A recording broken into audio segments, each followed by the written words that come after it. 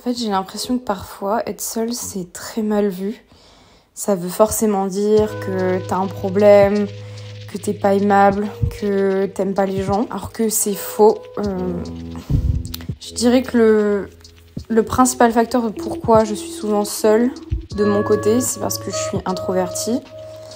En étant avec les gens, je perds beaucoup d'énergie, ça me demande énormément d'énergie d'être avec quelqu'un, d'avoir une conversation parce que ça m'engendre beaucoup de pensées, ou bien au contraire un sentiment de joie extrême et je suis très emballée, etc.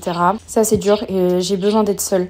Quand je rentre des cours, je suis obligée d'être chez moi pendant 1 ou 2 heures pour décompresser, faire autre chose et de faire une pause. Vraiment, même si je rentre tard la nuit, si je rentre à 23 heures, je peux pas m'endormir avant d'avoir fait une pause et de m'être complètement déconnectée. Alors oui, je reste connectée sur mon téléphone, c'est sûr, mais j'essaie de déconnecter mes pensées et mon cerveau et de revenir à moi. Mais en réalité, être seule, c'est aussi assez courageux, c'est pas forcément fuir la réalité et j'ai l'impression parfois de fuir, de me dire que quand je rentre de ma journée, tout ce dont j'ai envie c'est de me retrouver seule et de me mettre sous la couette et d'être tranquille, d'être une petite souris. Mais c'est pas forcément fuir parce que c'est aussi assez courageux, c'est pas toujours facile d'assumer sa solitude ou juste son envie de ne pas être avec des gens parce que c'est souvent considéré comme étant déviant. Hello les gars, j'espère que vous allez bien. Écoutez, je vous fais cette petite vidéo parce que j'avais envie d'extérioriser certaines choses sur certains de mes ressentis, sur la solitude. J'ai remarqué que dans notre génération, on a du mal tout simplement à être seul, à être profondément seul, à refuser des soirées, à désactiver ses réseaux sociaux. On a du mal et je pense que c'est humain déjà premièrement. Il y a une autre problématique qui fait, si vous ne le savez pas, si vous ne me suivez pas au quotidien, je suis hypersensible, j'en parle pas mal sur ma chaîne et je vais jusqu'à vous parler des problématiques liées à l'hypersensibilité, notamment le fait de se sentir seul. Même quand on est dans un groupe, le fait d'être introverti, le fait de avoir besoin de temps avec soi-même. On en a besoin, mais on a du mal à l'assumer, on a du mal à le supporter aussi parce qu'on peut très bien en avoir besoin, mais avoir du mal à le vivre. Donc voilà, j'avais envie de vous parler de tout ça aujourd'hui, vous donner quelques petits conseils sur comment on peut mieux vivre sa solitude, qu'est-ce que je fais moi, vous parler des bénéfices aussi d'être seule et je voulais vous parler d'une marque aujourd'hui qui m'a envoyé des petits produits et dont je suis très fière et il y a aussi un petit but philanthropique donc je suis très contente. Vous allez voir dans cette vidéo, je vais vous parler aussi du fait de prendre soin de soi. C'est super important de prendre soin de soi, de son enfant intérieur, parce que comme on le dit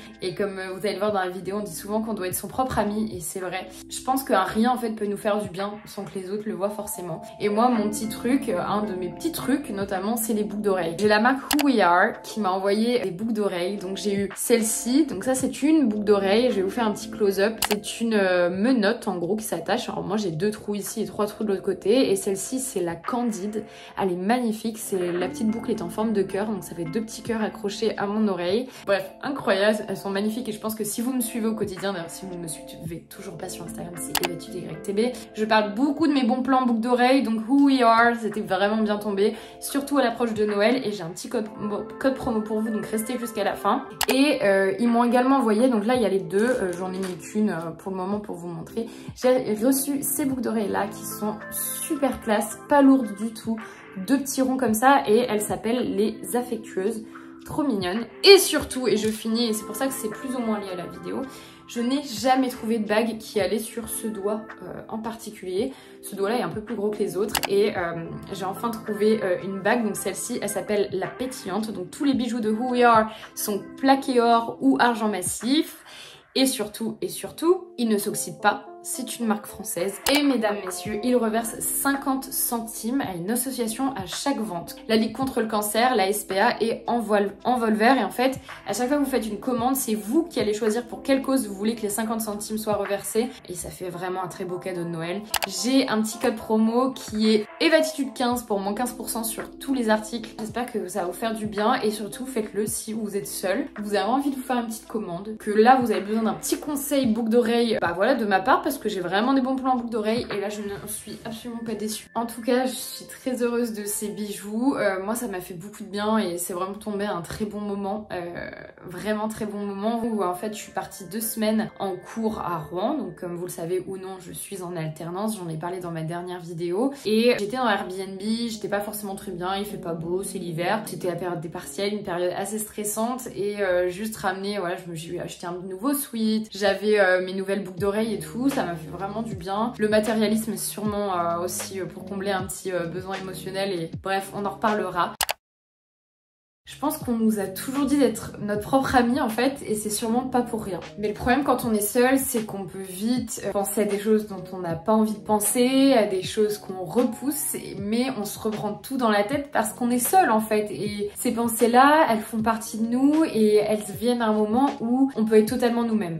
En fait, le plus dur en tant qu'hypersensible, quand on est seul, c'est vraiment les pensées, les nuisances qu'on a, les nuisances intellectuelles. Par nuisance, j'entends des pensées qui sont beaucoup trop lourdes, présentes, bruyantes dans nos têtes et qu'on a du mal à contrôler, qui engendrent des émotions fortes.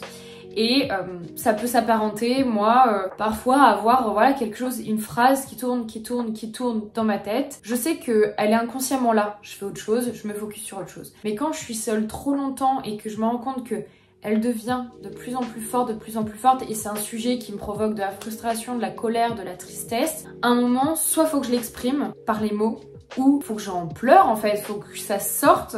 Et je le sais que si je la repousse, si je suis seule, elle va forcément rester cette pensée. Elle va vraiment forcément rester, elle va vouloir se manifester à ce moment-là. Et au final, est-ce que c'est pas plus mal que nos pensées sortent à ce moment-là? Déjà, parmi du monde, avec des personnes, on se sent déjà seul, de par un peu une différence, un décalage. On peut être plus gêné par les nuisances sonores, visuelles, que la normale, que des gens qui sont là, par exemple, en train de discuter dans la rue, entre potes.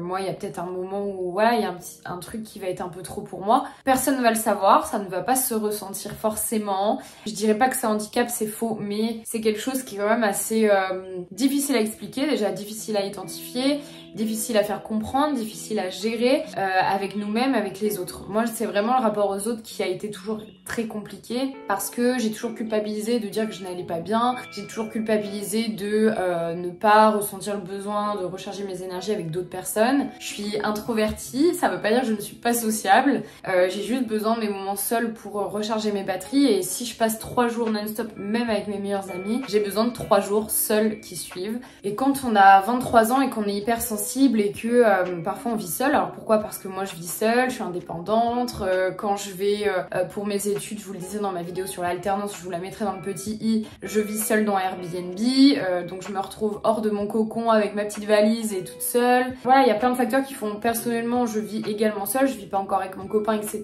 Donc j'ai forcément des moments où ça tourne dans ma tête. Et c'est difficile à dire à des personnes qui, eux, soit ne sont jamais seuls d'ailleurs, soit ne prêtent pas attention à leurs pensées, à leur enfant intérieur, à leur intuition, que nous, on sent quelque chose, on a besoin d'en parler, qu'on sent quelque chose est latent. Je peux comprendre que des personnes qui ne se posent pas plus de questions, qui ne se prennent pas la tête, ne comprennent pas. Et c'est tout un cercle vicieux où on sent qu'on est différent, mais on est seul à ce moment-là, et on se dit si je le dis aux autres, ça ne va pas aller, du coup je dois être différent, mais du coup là je suis seule, et machin, et voilà, ça tourne, jusqu'au moment, au point d'avoir envie de pleurer, au point d'avoir des acouphènes. Il faut savoir qu'un acouphène, donc c'est un petit bruit que vous avez dans l'oreille quand les pensées, alors c'est pas dû qu'à ça, hein, mais il y a aussi une raison émotionnelle, c'est quand il y a beaucoup trop de stress et que ça bouillonne dans notre tête, les migraines, etc.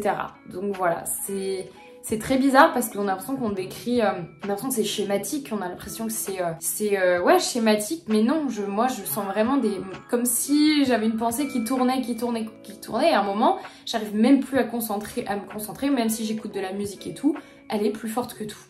Et ça n'arrive jamais quand je suis avec des personnes, ça n'arrive jamais quand je suis dans la rue purement, voilà, avec du monde qui passe devant, ça n'arrive jamais quand je suis à l'école ni au travail. C'est vraiment quand je me retrouve avec moi-même et je pense mon corps s'exprime, on le sait, hein, de toute façon le corps s'exprime complètement et a besoin de... Voilà, mon corps doit se dire ok, là tu es seule, c'est le moment. En fait, c'est le moment de décharger. Et ça, je vous souhaite d'ailleurs de voir quelqu'un qui travaille les énergies. C'est très intéressant pour ça. Donc voilà, la solitude, c'est... On a tous nos problématiques dessus. Je sais pas vous ce que vous en pensez. N'hésitez pas à me dire en commentaire. Mais la solitude, ça peut être difficile à vivre. Pas pour les mêmes raisons en fonction des personnes. Mais aussi et surtout, j'avais envie de faire cette vidéo pour vous montrer à quel point ça peut être bénéfique d'être seul. Et qu'on peut vite... je peux vous donner quelques tips pour un peu juste mieux le vivre, mieux l'appréhender. On sait très bien que l'humain n'est pas non plus fait pour mourir seul au fond d'un trou. Il a besoin d'une communauté, il a besoin de se sentir rassuré, il a besoin d'avoir des proches. C'est pour ça que parfois, voilà, c'est pas grave de se sentir seul, c'est pas grave de culpabiliser. Vous savez un peu cette peur de fear of missing out. C'est un peu cette peur de manquer quelque chose qui est en train de se passer mais qu'on ne vit pas. Exemple, vous êtes chez vous, vous avez décidé d'être seul parce que vous ne vouliez pas sortir.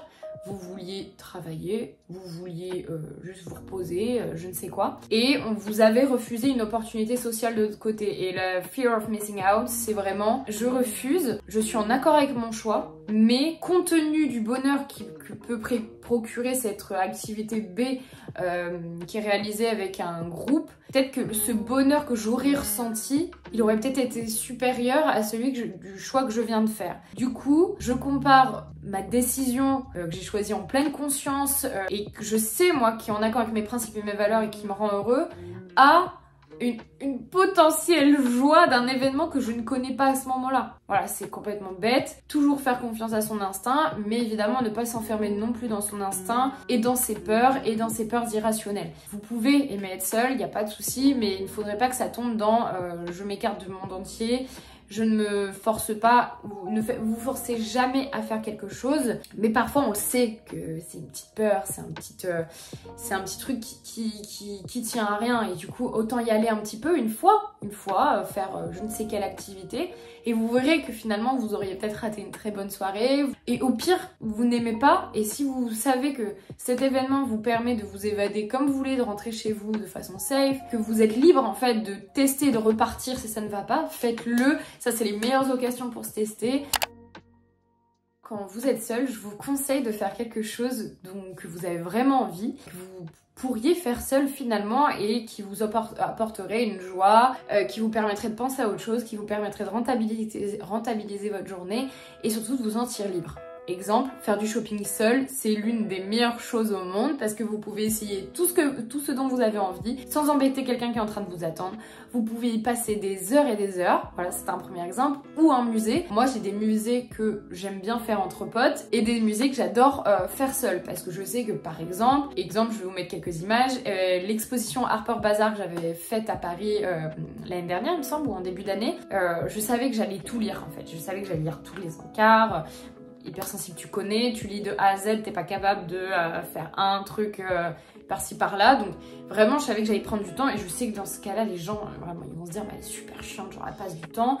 Et de plus, si quelqu'un est avec moi, moi ça va entraver ce que je veux vraiment faire. En fait, quelqu'un va peut-être vouloir aller plus vite et moi je vais vraiment vouloir prendre du temps dans cette exposition. Et bref, si vous êtes seul, il y a zéro problème. Passez la journée dans l'expo s'il le faut. Pareil, quand je vous avais fait ma vidéo, je vous la remets dans le petit i, 3 musées en 24 heures. Un délice, vraiment, c'était génial.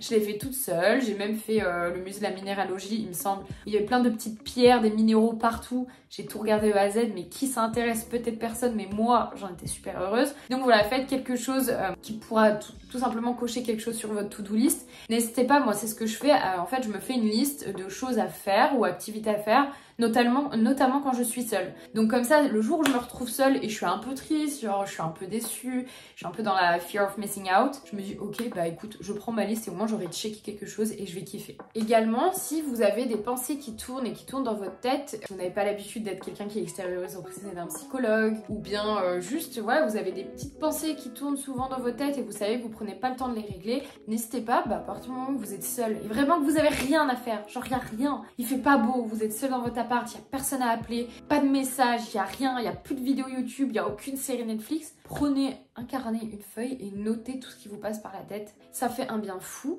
Parfois on se rend pas compte, mais on a des pensées dans la tête, on a des petits trucs et en fait c'est pas très clair. c'est pas très clair jusqu'au moment où on va le mettre noir sur blanc. Et ok, certes, vous écrivez, on n'en parle plus. Il n'y a pas de souci. Vous pouvez ensuite le traiter ou juste y repenser plus tard. Il n'y a pas de souci. Mais vous pouvez aussi l'écrire et le poser là. Et basta, c'est fait. En fait, vous avez juste posé vos valises d'un côté et toute votre charge mentale a été posée. Et au moins, vous êtes tranquille et vous l'avez fait à un moment. En fait, disons que oui, ça paraît peut-être l'impression qu'on perd quelque chose, qu'on fait pas grand-chose quand on fait ça.